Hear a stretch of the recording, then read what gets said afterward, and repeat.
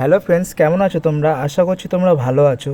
So আজকে হলো শনিবার, তো আজকে আমার অফিসের যেহেতু ছুটি থাকে তাই আমি ভাবলাম আজকে হাওড়া ময়দানের আন্ডার ওয়াটার যে মেট্রোটা হয়েছে, মানে হাওড়া থেকে যে ট্রেনটা ছাড়ছে মেট্রো রেলটা, সেটা গঙ্গার তলা দিয়ে যাচ্ছে। তো ভাবলাম দেখে আসি। তো এখন ঘড়িতে 4টে বাজে, আমি বেশি দেরি না করে তাড়াতাড়ি বেরিয়ে পড়লাম লাঞ্চটা করেই। তো আমি পাড়া দিয়ে এখন হেঁটে হেঁটে যাচ্ছি। তো আমি ভাবলাম যে এখান থেকে বালিহল যাব বাসে করে, বালিহল থেকে মানে বালি গিয়ে ট্রেন ধরে সেই ট্রেনে করে হাওড়া যাব। হাওড়া থেকে ওই হাওড়া ময়দানের যে ট্রেনটা মানে গঙ্গার নিচ দিয়ে যাচ্ছে মেট্রো রেলটা, সেই ট্রেনটায় উঠবো। আর বন্ধুরা, তোমাদের একটাই রিকোয়েস্ট তোমাদের কাছে, যে ব্লগটা যদি একটু ভালো লেগে থাকে তাহলে চ্যানেলটাকে অবশ্যই সাবস্ক্রাইব করে দিও, আর বন্ধুদের সঙ্গে তো অবশ্যই শেয়ার করে দিও। আর যদি ভালো লাগে তাহলে অবশ্যই কমেন্ট করে জানিও কীরকম হচ্ছে ব্লগটা। তো এখন বাস ধরার জন্য আমি দাঁড়িয়ে আছি এখানে। তো যে কোনো বাসে বালিহল্ট অবধি যাব, বালিহল্ট থেকে সিঁড়ি দিয়ে নিচে নেমে হাওড়া যে কোনো একটা ট্রেন ধরে হাওড়া অবধি যাব। তো বাসের জন্য এখন ওয়েট করছি দাঁড়িয়ে। তো আমরা কিছুক্ষণ দাঁড়ানোর পরেই বাসটা চলে এলো। তো 26 নম্বর বাসে আমরা যাচ্ছি, বালিহল্ট অবধি যাব। তো 10 টাকা করে আমরা টিকিট কেটে নিলাম বাসের। তো আর আজকে এত গরম ছিল যে তোমাদের কি বলবো, মানে অতিরিক্ত গরম, মানে সহ্য করা যাচ্ছিল না জাস্ট। তো আমরা উঠে বাসের সিটে বসে পড়েছিলাম, আর বাসটা অলমোস্ট ফাঁকাই ছিল। তো আমি তো জানলার ধারে সিট পাইনি, তো যাই হোক আমি পাশে বসে পড়েছিলাম একজনের, আর বেশ হাওয়া খেতে খেতে যাচ্ছিলাম। খুব ভালোই লাগছিল, আর গঙ্গার ফুরফুরে হাওয়া, বেশ গঙ্গার মানে হাওয়াটা দারুণ লাগছিল। আর বালি ব্রিজের ওপর দিয়ে যাচ্ছিল এখন বাসটা।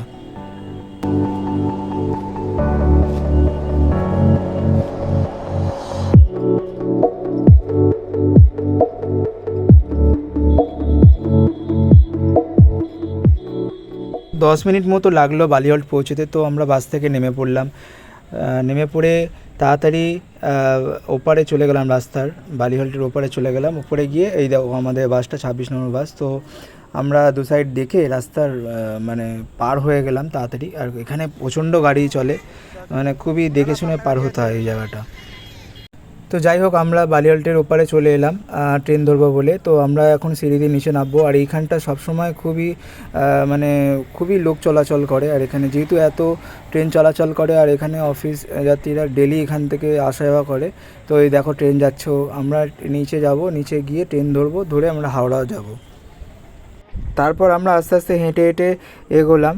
এবার আমরা সিঁড়ি দিয়ে নামবো। তার আগে দেখে নাও, দেখো বালি স্টেশনে কতগুলো লাইন, যেহেতু এইখানে অনেকগুলো প্ল্যাটফর্ম রয়েছে। তো এই দেখো সিঁড়িগুলো খুবই খাড়াই সিঁড়ি, খুবই আস্তে আস্তে রেলিং ধরে ধরে আমরা আস্তে আস্তে নামলাম। আর এইখানটা মানে প্রচণ্ড লোক যাতায়াত করে, মানে প্রচুর লোক, মানে যেহেতু একটা এত বড় প্ল্যাটফর্ম বালি। তো এখানে তোমাদের দেখাচ্ছি, দেখো দেখো কত লোক যাচ্ছে, দেখো মানে ট্রেন ধরবে বলে, মানে নিত্যযাত্রী এরা প্রতিদিনের। তো আমরা এখানে টিকিট কাটবো বলে দাঁড়িয়ে পড়লাম। 5 টাকা করে টিকিট এখান থেকে, মানে বালি থেকে হাওড়া অবধি যাওয়ার জন্য 5 টাকা করে টিকিট। তো আমরা লাইন খুব একটা ছিল না, তো লাইনে দাঁড়িয়ে পড়লাম। তারপর টিকিট কেটে আমরা 1 নম্বর প্ল্যাটফর্মে উঠে পড়লাম, বালি স্টেশনে 1 নম্বর প্ল্যাটফর্মে উঠে দাঁড়ালাম। কিছুক্ষণ পরে ট্রেনটা চলে এলো। তো আজকে খুব একটা মানে ভিড় নেই দেখছি এই 1 নম্বর প্ল্যাটফর্মে। তো একটা ট্রেন চলে যাচ্ছে দেখো। আর আজকে এত গরম লাগছিল যে কি বলবো তোমাদের, মানে আমি তো খুবই ঘেমে যাচ্ছিলাম, মানে এত গরম হচ্ছিল আর খুবই কষ্ট হচ্ছিল। এখন বিকেল 5টা বাজে। তো আমরা কিছুক্ষণ এখানে ওয়েট করলাম বসে ট্রেনের জন্য। তো এখানে একটা জায়গা ছিল, আমরা বসে পড়লাম দুজনে। তো এখানে দেখছিলাম যে আরও ট্রেনগুলো বেশ পাস করছিল, ভালোই লাগছিলো বেশ দেখতে। তারপর হাওড়া যাওয়ার ট্রেনটা চলে এলো, তো আমরা তাড়াতাড়ি উঠে পড়লাম এই ট্রেনে। তো এই ট্রেনটা হাওড়া যাচ্ছে, এই ট্রেনটা ব্যান্ডেল থেকে আসছিল। তো উঠে পড়ে তাড়াতাড়ি বসে পড়লাম আমি জানলার ধারে। বালিহল থেকে হাওড়া যেতে আমাদের বেশিক্ষণ টাইম লাগলো না, কারণ 3টে তো মাত্র স্টেশন, বালি, তারপরে বেলুড়, তারপর লিলুয়া, তারপরেই হাওড়া। তো আমরা কিছুক্ষণ মানে 15 থেকে 20 মিনিট লাগলো। তো আমরা মানে বেশ ভালোই ট্রেনে জার্নিটা এনজয় করলাম একটুখানি। দেখো জানলার ধারে বসে বসে আমি বেশ ভিডিওগ্রাফি করছিলাম, আর ট্রেনটা অলমোস্ট ফাঁকাই ছিল।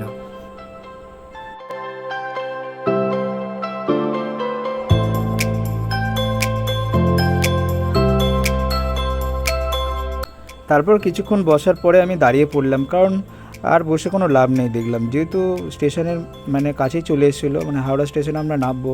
আর এখানে ট্রেনটা ক্রসিং করছিল, দেখো এখানে অনেকগুলো লাইন, তো ট্রেনটা একটু আস্তে হয়ে যায় যখনই এই হাওড়া স্টেশনে ঢোকে। তো এইখানটা একটু টাইম নিয়ে নিল আমাদের হাওড়া স্টেশনে ঢুকতে।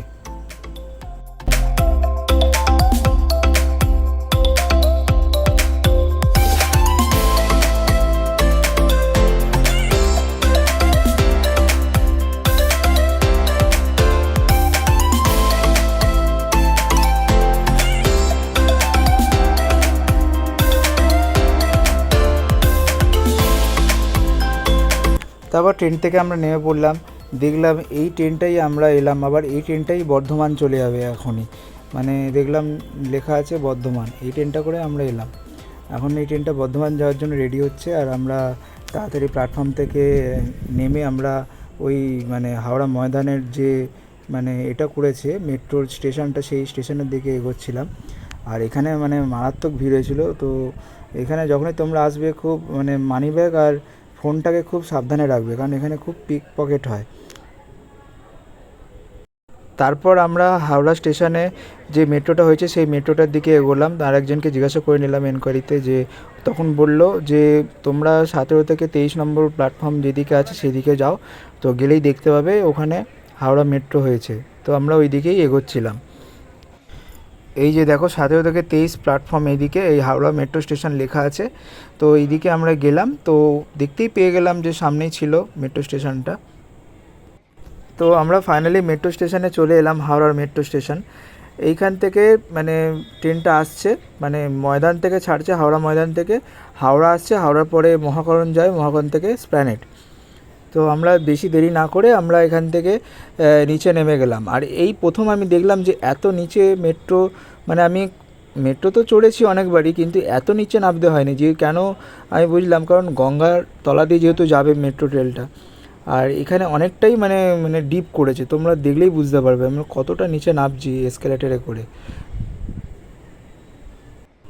মানে দারুণ করেছে, জাস্ট মানে কিছু বলার নেই। মানে তোমরা যদি আসো অবশ্যই এই জায়গাটা ঘুরে যেও বন্ধুরা। তো দেখো আমরা কত নিচে নামছি, মানে আমি কেন বলছি, তোমরা যখনই যাবে তখনই বুঝতে পারবে যে কতটা মানে ডিপ করেছে এই জায়গাটা, মানে যেহেতু গঙ্গার নিচ দিয়ে যাবে ট্রেনটা। আর এই প্রথম আমাদের কলকাতাতে, মানে আমাদের ইন্ডিয়াতে বলতে গেলে, মানে গঙ্গার নিচ দিয়ে এরকম মেট্রো মানে হয়েছে।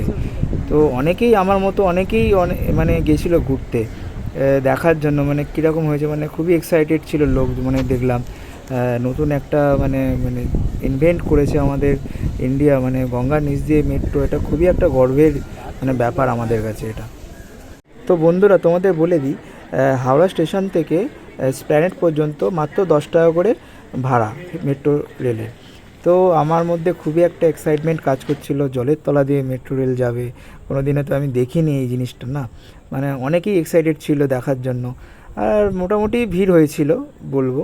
তো এই দেখো এখানে দাঁড়িয়ে পড়লাম, তাড়াতাড়ি করে টিকিটটা কেটে নিলাম আমরা, আর 2টো টোকেন দিল আমাদের।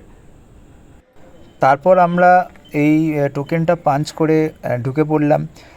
দেখো বন্ধুরা আবার আমরা নিচে নামবো, দেখো দেখো আবার আমরা এসকেলেটর করে নিচে নামছি, কারণ আরও ডিপ নিচে যেতে হচ্ছে আমাদের, যেহেতু গঙ্গার তলা দিয়ে যাবে ট্রেনটা।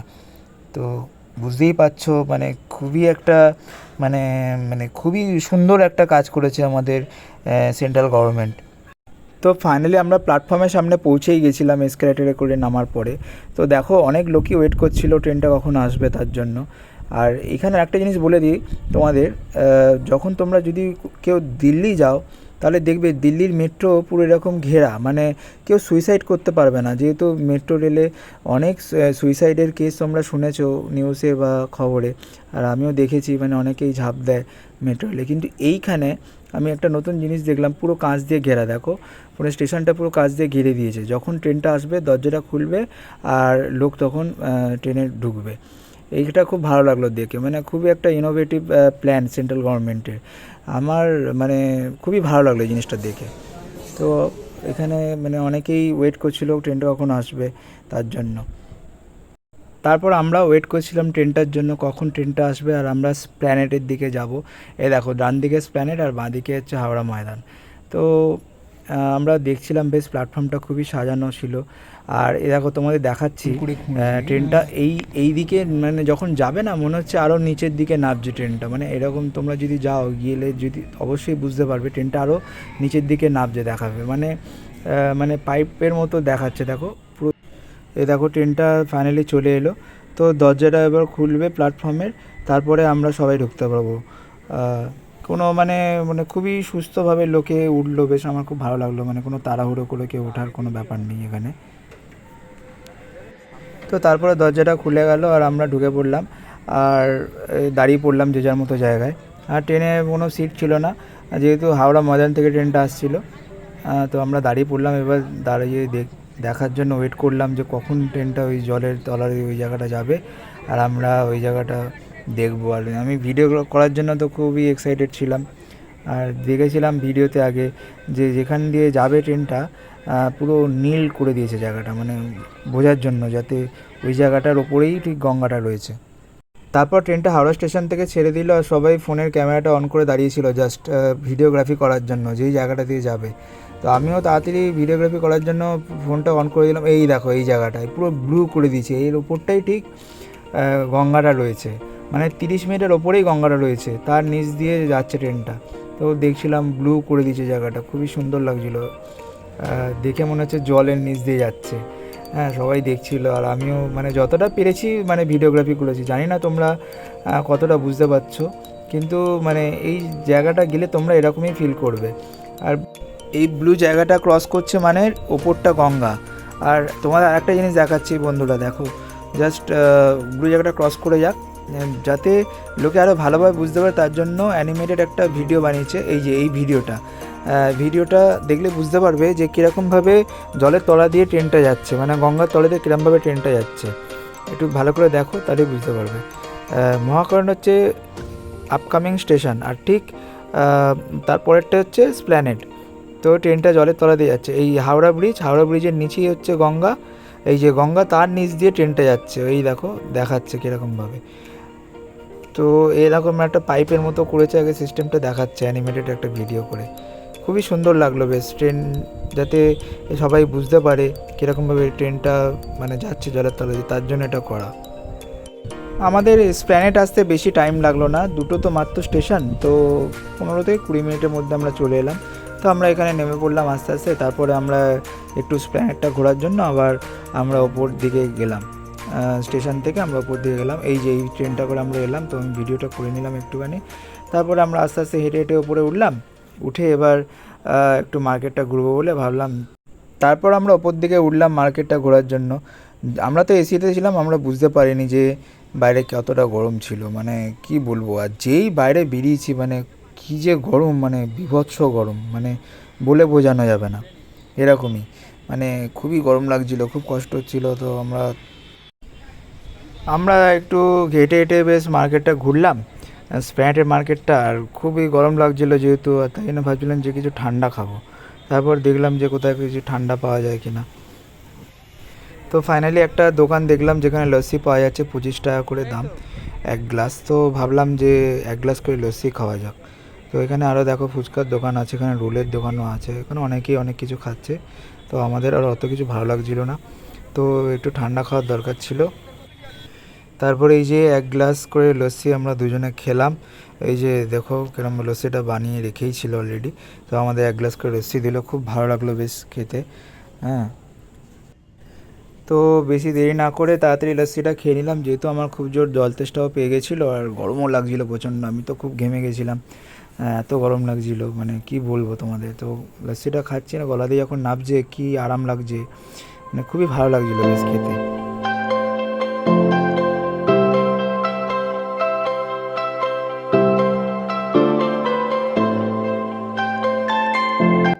তো লস্যিটা খাওয়ার 15-20 মিনিট পরে আমরা একটু মার্কেটটা ঘুরে নেওয়ার পরে ভাবলাম চা খাওয়া যাক। তো চা আমরা এখান থেকে খেয়ে নিলাম, বেশ ভালোই লাগলো বেশ চাটা খেতে। তো এখানে বেশ একটু রিল্যাক্স করে বসলাম আর চাটা খাচ্ছিলাম। তো তো চাটা তো খাওয়া হলো, খুব ভালোই লাগলো। আর এখানে দেখানোর মতো কিছু ছিল না, তাই জন্য ভাবছি আর ব্লগটাকে বড় করে লাভ নেই, এখানে ব্লগটাকে এন্ড করে দিই। আর যদি তোমাদের ব্লগটা একটু ভালো লেগে থাকে তাহলে চ্যানেলটাকে অবশ্যই সাবস্ক্রাইব করো বন্ধুরা। তোমাদের কাছে একটাই রিকোয়েস্ট করবো যে সাবস্ক্রাইব করো চ্যানেলটা। সাবস্ক্রাইব করলে আমি মোটিভেশন পাই, মোটিভেশন পেলে আমারও ব্লগ করতে ভালো লাগে। আর কমেন্ট করো বন্ধুরা, কোন জায়গাটা ঠিক হচ্ছে, কোন জায়গাটা ভুল হচ্ছে। আর যদি ভালো লেগে থাকে তাহলে অবশ্যই কমেন্ট করো। আর বন্ধুদের সঙ্গে তো অবশ্যই শেয়ার করে দিও ব্লগটা। ভালো লাগলে অবশ্যই চ্যানেলটাকে লাইকও করে দিও। আর দেখা হচ্ছে বন্ধুরা তোমাদের সঙ্গে নেক্সট ব্লগে। টিল দেন তোমরা নিজেদের খেয়াল রাখো আর বাড়ির সবারও খেয়াল রাখো। So take care, bye by.